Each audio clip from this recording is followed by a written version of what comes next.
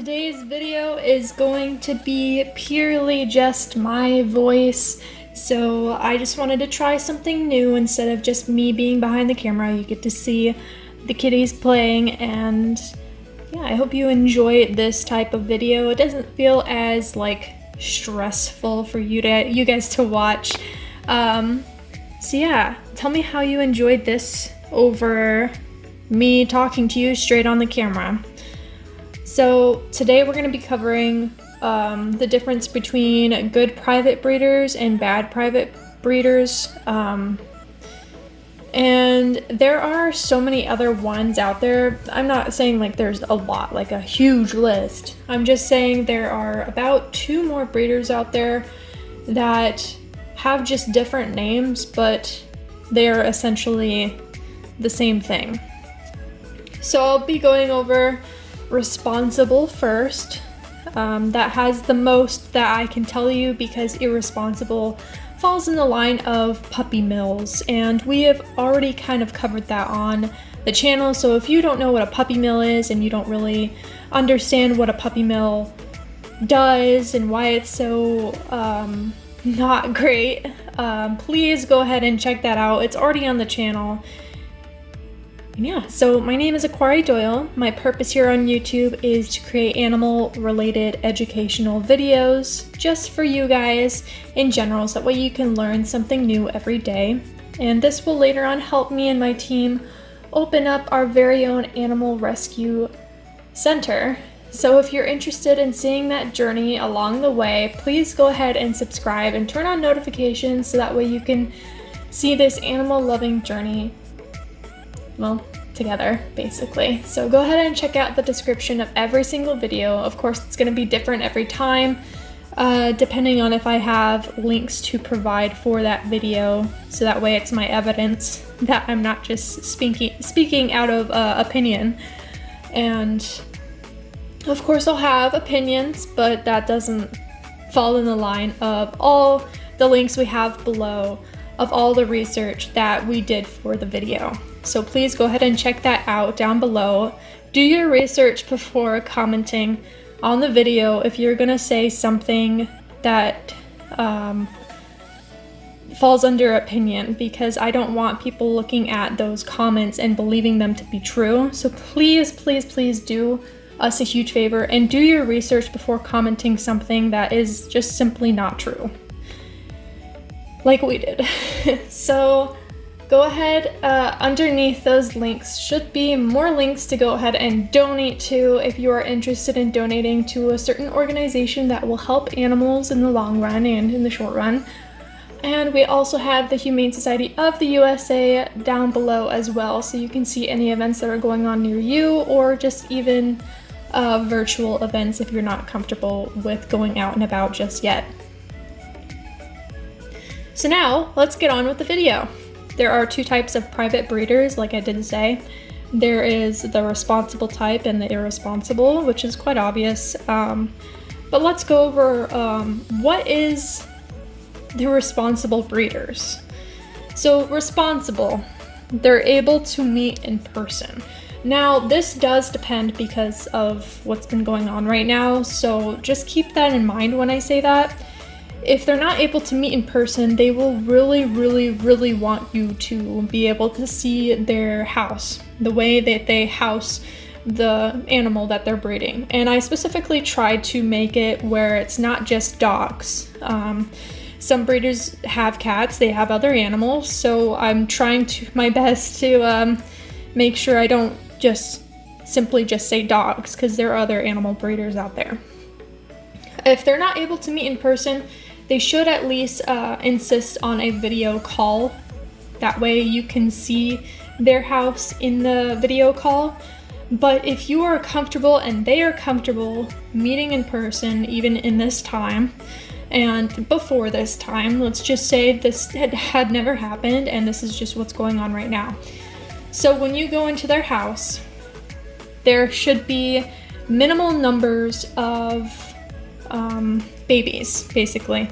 There shouldn't be a numerous amount of litter from the parents, or the mother obviously, because that just means that they're in it for just the profit. Most private breeders, if they are not good, they're like irresponsible, they will not want you to meet inside their home.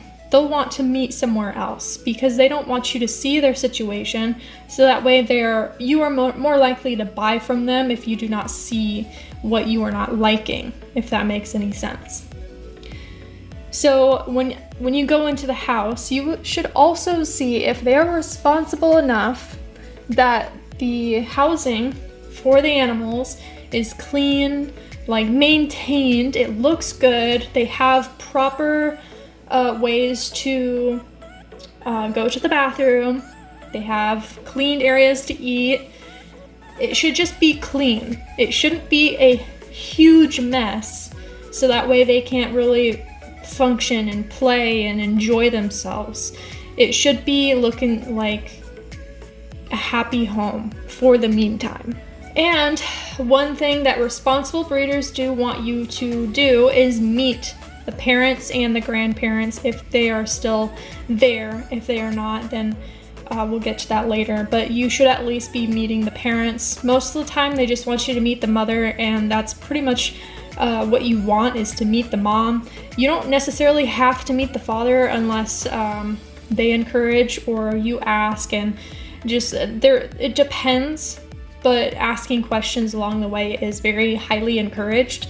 So be sure to do that if you are interested in doing the private breeder kind of thing. And they should be at the same house. They should be with the litter. Now for the video call, what I recommend, because we're gonna go back to the time where this is actually happening, and I know it sucks, but with the video call, you want to be asking questions. You want to be like, hey, can I see this? Can I see this? Examples are, can I see where the puppy is staying so I know that that puppy is living happily and healthily and right by the mother? And if they literally just say, no, you can't, then I recommend not doing any business with them, because if they are not willing to show you the puppy's living area, it just shows that they are trying to hide something that they don't want you to see. And I can't really think of anything else why they would want to hide that. If they say no, be like, hey, I haven't really cleaned that area. I just want to let you know it's like dirty and stuff, so that's why I'm not showing you. Honestly, I would push and be like, okay, well, I just want to see. Please just let me see, so that way I can see that I kept on saying puppy, I'm so sorry. The animal is happy and healthy in their little living situation while they are with you. And if they still say no, I would recommend doing some business with someone else.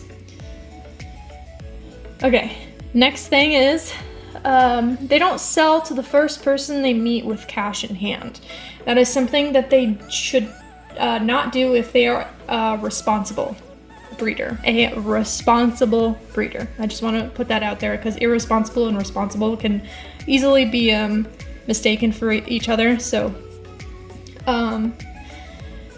usually what happens is they want to meet this person, the potential owner, and the breeder will usually wait 6 to 8 weeks until the right age to actually have the animal adopted to that owner, if that owner is right to that breeder. The breeder, if that breeder is responsible, then the breeder will be picky about the potential owner. If that breeder is irresponsible, they will not care about you, about your situation. They will just sell because they are most likely going to be interested in just profit. Responsible breeders will wait 6 to 8 weeks until the right age for this animal to be put up for adoption. This is with puppies. It was hard to find breeders that weren't with just puppies. Certain animals have a different amount of time that it takes for them to be adopted out. It depends on the animal. I can't go over every single animal that is breeded out there because there are so many. So what I recommend, which I will always recommend in every single video, do your own research. There is so much that I can do for you and my team that can do for you. If you really care, put in the research, put in the time, because in the end, it will be worth it.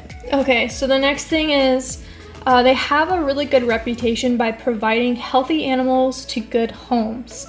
So it's kind of like a word of mouth kind of thing. So you hear from other people around you. Let's say you go to a dog park, or you're around a dog park, or if you have friends that have dogs, they are just like, yeah, I got my dog, or I got my cat from this breeder and they're so good. They were so nice. They provided me with everything that I needed. They asked me more questions than I had for them.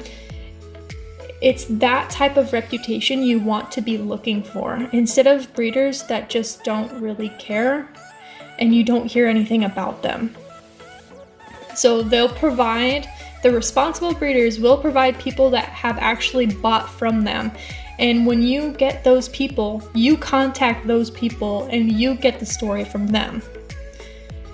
The breeder, if responsible, obviously, will provide those people. It's your initiative from then on to actually go ahead and contact those people to make sure this breeder isn't just lying about the people, because some irresponsible breeders will provide fake people, and you just have to be very careful. Make sure they're actually real people and not just created accounts just for providing people. Ask questions, obviously. These are two good questions that I would ask. How many years have you been breeding? You can say private breeding or just breeding in general. How many years have you been breeding? And how many people have you sold to? And if they say however much, ask them for the majority of those people. Ask them, hey, can I have maybe like 5 people that they have sold to? So that way you can go ahead and ask them about it. Fake profiles will most likely have fake pictures. So if they're fake and you can try and look it up on Google for the pictures, that's one of the things I would recommend. Other than that, it's kind of hard to say. It's your opinion. Because if you meet the breeder and that breeder just does not sound like a good person, or that breeder just sounds suspicious and it doesn't sound like they're telling the truth, if you have a gut feeling, then it's probably not a good idea to continue business with that breeder. Okay, so all of the parents in the situation of the breeding and grandparents will have been tested for hereditary problems, and they are shown. So we already went over that if they're a good, responsible breeder, the parents will be shown, depending on the situation. If you meet the father, you meet the father. If you meet the mother, you will most likely only meet the mother. If the grandparents are there, they will show the grandparents. If they are not and they passed on, then they should have paperwork for the grandparents that are tested for hereditary problems and just genetics. If there are any problems within the bloodline, then that should be within paperwork. You should have all paperwork of hereditary problems, or if there are not, it should be in paperwork from the parents and the grandparents, or any like blood related animals, maybe aunts, uncles, it doesn't matter. If they have a paperwork for it and they don't give it to you, ask for it. Just be aware that irresponsible breeders will give you fake paperwork. So have a keen eye and do your research on how to tell what's the difference between real paperwork and fake paperwork, because that's so important. They could be lying to you about the breed altogether, and that animal could have so many problems that you weren't aware of because you thought you had the right paperwork when you didn't. So just going over that, the parents and the grandparents and any animal in that bloodline should have paperwork if they are able to. And if the breeder doesn't, if they're responsible, they will provide you that paperwork without you even asking for it. If you have to ask for it and you've gone through the entire process, they are not expecting you to ask. So then you're going to get an animal with so many problems because you weren't aware of it because no paperwork was given. And that is called an irresponsible breeder. A responsible breeder will provide you with paperwork of the animal's history. Even if the animal is quite young, they will still have the right amount of history for you to be informed. Especially in that 6 to 8 weeks, they will provide you with more paperwork if there are more paperwork. So if the breeder is responsible, the breeder should have more questions for you than you have for the breeder. Because the breeder is interested in you and your living situation because they don't want to give the animal to an irresponsible owner. They don't want to give the animal to an owner that has a very bad housing situation. They want to make sure this animal is truly right for you, and if they feel as if you are not a good fit, they will not accept you. And that is what you want. If you are not able to take the animal and you do not realize it, but the breeder does, take the breeder's advice. They're looking out for the animal, and that is called a responsible breeder. If they don't care, they don't ask you any questions, and they will give you the animal without knowing what your situation is, that is an irresponsible breeder. No one in this world should be able to trust a person just by first meeting each other. Of course, there is some grace. You should be able to, I say should, you could be able to allow yourself to give this person a chance at trust if you are truly like that, but no one in this world should be able to trust one person based on only meeting them once. Go with your gut when you meet breeders. Okay, if you feel as if that's not a good fit for you, then move on. There are so many other breeders out there, private breeders, and if you like that animal, then find another breeder with a similar animal. So a responsible breeder will also make you sign a contract that will force you to oblige with responsibly taking care of that animal. You as an owner are in charge of this animal's life. You are expected to do a certain amount of things according to that breeder. The contract will depend by breeder, so I'm not just gonna say things that aren't in a contract because it does depend on the breeder. So just make sure you are aware that you are signing a contract at the end of the day when you are adopting from a private breeder. So that is basically all the main points about a responsible breeder. I have so many websites down below for my research that you can go to that I took some of these points from. Just please go ahead and go in the description so that way you are aware of everything that we talked about in this video and more. So I'm just covering the main points so that way you are aware of that. Now let's go over the irresponsible breeders. There's not much that I can go over because these breeders are very, very, very similar to puppy mills.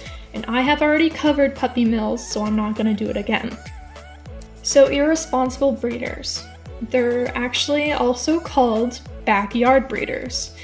And that is just a little quotation meaning they have little experience and or knowledge. They're not educated enough to be an actual professional or experienced breeder. Irresponsible breeders will want profit over health, so they will not care about the well-being of the animal and they just want money over that. Basically, that is just it. They just treasure profit over absolutely anything else. Irresponsible breeders will have fake paperwork, like I said before, with the responsible breeders. Responsible breeders will have actual paperwork, and irresponsible breeders will have fake paperwork. Be sure you know the difference between real paperwork and fake paperwork. That is very important for you to know. One thing that irresponsible breeders tend to do is tell you about the breed, give you fake paperwork, and then you're sent home with an animal that isn't the same breed and grows up to be looking nothing like their parents. And you then realize too late there are so many hereditary and genetic problems that you weren't aware of because you were given fake paperwork. The breed is nothing like the breed that they told you because you were given fake paperwork and fake information. So make sure you trust your gut. Make sure you know for a fact this person means no good for you, no good for the animal. Irresponsible breeders will most likely have many litters at once because, like I said before, they treasure profit over anything else. So every single time the animal is in heat, that is when they breed, which is not what it's supposed to be for the sake of the animal. And this is the last point of irresponsible breeders, because like I said before, I already covered the majority of what I guess irresponsible breeders are, because irresponsible breeders are technically puppy mills because they treasure profit over health and they want the most out of it. So that's technically a puppy mill. It doesn't matter about the size or the place. Puppy mills are puppy mills. They're irresponsible breeders. An irresponsible breeder will have not great housing. And this is another point I did cover in the puppy mill video, so please be sure to check that out. And I'm not going to cover any more about irresponsible breeders. So one huge thing I would say to end this video off is adopt, don't shop. If you are able to, with your local shelter, like I say before, research please, and make sure you adopt from a shelter because you are saving that animal's life and another animal just by saving a space for another animal because you adopted that animal. Let me explain that a little bit more because that didn't sound very great. So when you adopt an animal, you free up a space for another animal to take that one's place. So now you save two animals by saving that one and saving another off the street to be put in that kennel. And that is why you adopt. You don't adopt based on looks. And I understand why people do it, because they want a certain breed, they want protection, or in their personal opinion, that's what they want. If you are going to do that and you choose to go with private breeders, make sure you do your research, make sure you go through these steps of responsible breeders, because if you support irresponsible breeders, abuse will continue and you are encouraging that. So make sure you're not encouraging that. Make sure you are actually going out and researching and trusting your gut. If you do not trust the person, one thing that I would say, if you don't trust the person but you really want the animal and you will do anything for the animal, even if you think this person's not a good person, for the sake of that animal, don't. Find someone else. Find another breeder that is more worth your time and money, because that is your hard-earned money and you are putting that somewhere where it doesn't belong. Ask around. If you have friends that have dogs and you like their dog, or if there's a stranger out there that has a dog that you really want, ask. Do your research. And that is pretty much all I'm going to say all the time. Do your research, because there is so much I can do with my team for you. But if you have personal questions, go ahead and comment them down below, and we will try our best to go ahead and answer that the best way that we can. So my name is Aquaria Doyle. I provide educational animal related videos here on YouTube, and this will help me and my team later on open our very own animal rescue center. So please go ahead and subscribe, turn on notifications so that way you can follow our animal loving related journey. And yeah, be sure to check the description in every single video so that way you can see all the links to donate to down below, and the Humane Society of the USA to go ahead and see what's going on near you or some virtual events that you're interested in. So I'm gonna end the video here. Thank you so much for watching this video. I hope you enjoyed watching the cats play, and I will catch you in our next video tomorrow. Bye guys.